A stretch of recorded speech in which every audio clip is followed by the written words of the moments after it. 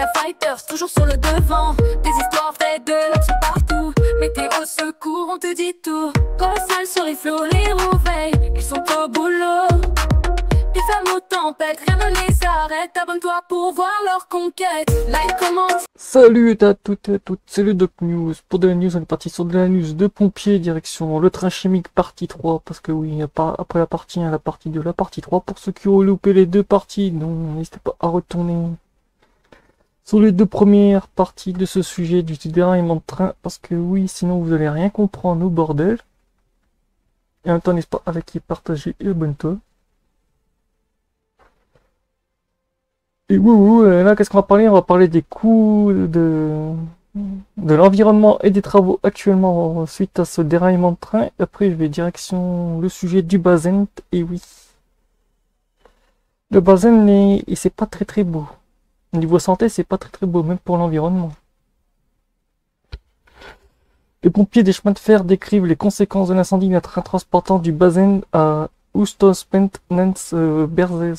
qu'en gros c'est du côté de la République tchèque, pas loin de la Pologne. Et vu que je suis des news polonaises, ils en ont un peu parlé parce que certains des pompiers polonais étaient partis là-bas.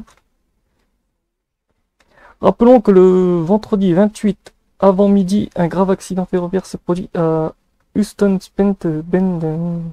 Bendwunk. Un train citerne transportant plus de 1000 tonnes de benzène a déraillé et a ensuite pris feu. 160 pompiers et 38 unités sont intervenues sur les lieux. L'incendie touchait 15 des 17 wagons, dont 14 ont été déraillés. Une semaine après l'accident impliquant un train transportant du Bazen à Urstompensnad. C'est bien les noms en tchèque et polonais, oh la vache. Le risque d'un nouvel incendie persiste. Le pompage des substances restantes des réservoirs se poursuit et des préparatifs sont en cours pour dégager l'épave des voies. Les pompiers de l'administration des chemins de fer eux-mêmes décrivent l'intervention comme extrêmement dangereuse. Une complication majeure est la forte toxicité du Bazen. Les pompiers doivent donc travailler avec des combinaisons spéciales et suivre des règles très strictes. Ah oui, c'est vrai que oui. D'un point de vue d'un pompier, le Bazen est l'un des pires substances qui puissent brûler. Il est non seulement extrêmement inflammable, mais également toxique. Lorsque la première équipe est arrivée, les flammes jalissaient déjà à des dizaines de mètres de haut, et il était évident qu'il s'agirait d'une intervention extrêmement complexe. Je me souviens d'aucun événement de ce genre dans ma carrière, décrit Orgre Kozbak, commandant du service des pompiers de l'administration ferroviaire de Pierrevaux. C'est vrai que pour des pompiers, c'est assez hardcore. Les pompiers des chemins de fer sont désormais chargés de pomper le Bazen des camions-citernes, ce qui est très risqué. Il leur faudra ensuite préparer la zone afin que tous les débris des wagons puissent être évacués. Il est donc important de bien drainer et ventiler le matériau inflammable. L'intervention des pompiers est compliquée, il nécessite un travail d'une combinaison spéciale résistance aux produits chimiques et après leur retour à la station de la base, ils doivent passer par un temps de décontamination car le Bazen est une substance hautement cancérigène. Il y a une trentaine de pompiers ferroviaires sur place chaque jour en raison de la nécessité d'une rotation des forces. Non seulement les membres de gares voisins mais de leurs collègues restes du pays sont appelés à l'action. Explique Jean Blanche, directeur des services d'incendie et de secours de l'administration ferroviaire. Les pompiers doivent procéder avec prudence car le risque d'un nouvel incendie n'est pas encore complètement disparu. De plus, lorsqu'il est mélangé à de l'eau d'extinction et combiné à de la basse température, le Bazen se solidifie et ne peut plus alors être pompé. Car c'est aussi la raison pour laquelle certains wagons citernes déraillés reste sur place même une semaine après l'accident. Ah ouais, d'accord. Là, je le savais pas. Depuis vendredi, des équipes professionnelles et bénévoles des régions d'Olomouc, de Moravie Sud et de Moravie Silesie travaillent sur les lieux du côté des pompiers des chemins de fer. Du matériel lourd spécialement a été amené par les services de secours de Ulensen.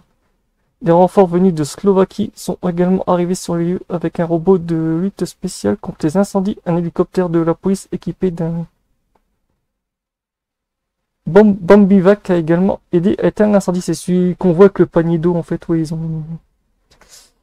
Les dégâts sur le lieu de l'incendie ont été estimés pour l'instant, jusqu'à présent, à 25 millions de SDK. En gros, c'est 75 millions pour l'infrastructure, 50 millions pour le train et 100 millions pour l'environnement. La facture pour l'environnement, elle est énorme. À ce stade, il est presque impossible d'estimer la date de réouverture de la ligne. Cela prendra probablement plusieurs mois, voire semaines. Ah oui, c'est vrai que... ouais. Et là, je suis tombé sur un petit truc sur l'histoire du Bazent, parce que ouais. Sinon, la vidéo sera encore très courte.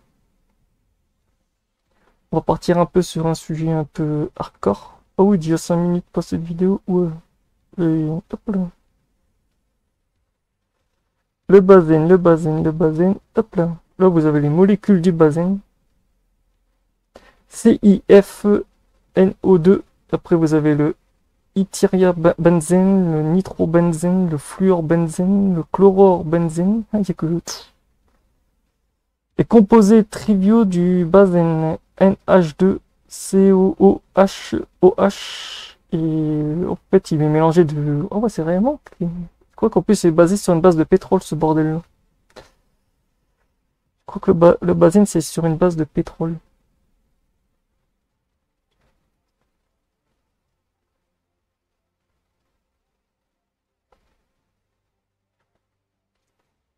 Si un train transportant du benzène déraille et prend feu, les risques sont très élevés pour la population et l'environnement. Voici les principaux dangers associés à un tel accident.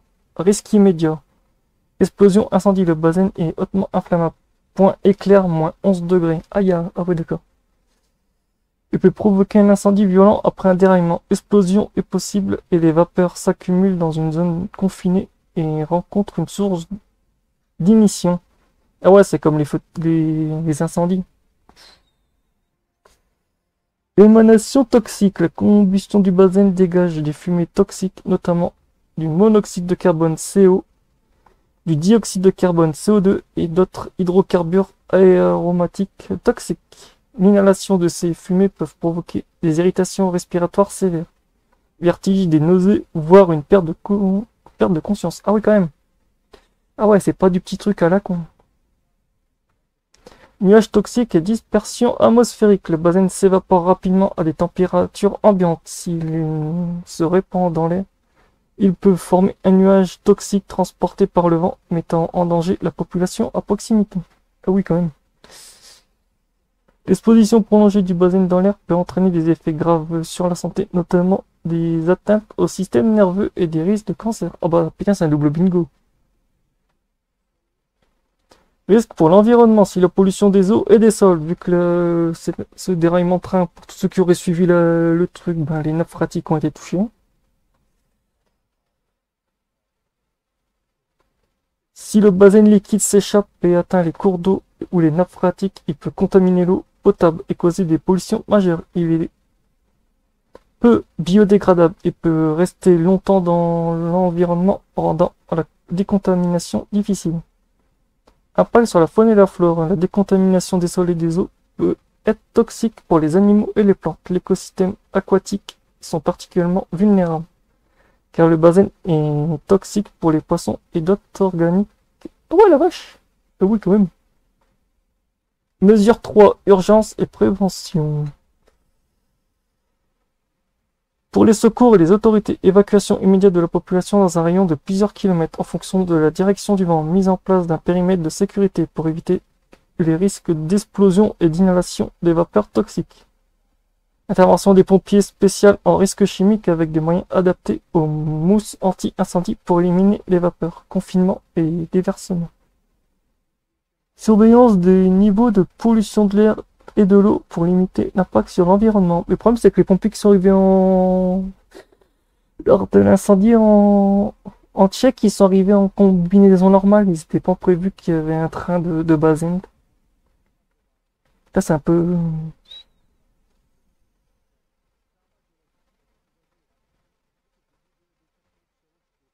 Après, population, se confiner si l'évacuation immédiate n'est pas possible en fermant portes et fenêtres. Éviter de respirer les fumées et utiliser un masque de protection si disponible. Ne pas consommer l'eau du robinet en cas de succession de contamination. Suivre les consignes de l'autorité et se tenir informé de des évolutions de la situation. Conclusion, un déraillement de train de benzène, s'il prend feu, représente un risque majeur pour la santé humaine et l'environnement. L'explosion, les fumées toxiques et la contamination de l'eau sont les principaux dangers. Une réponse rapide de secours et une bonne gestion des risques sont essentiels pour limiter les conséquences d'un tel accident. Ouais, je sens que des fois que les trains, des fois, il n'y a pas les petites pancartes qui te signalent que c'est du benzène ou quoi, donc des fois, tu as des jolies surprises. Donc voilà, c'était tout pour cette troisième partie sur l'histoire du déraillement de train du côté de la République tchèque. Donc on se retrouve pour de prochaines news, portez-vous bien, tchuss.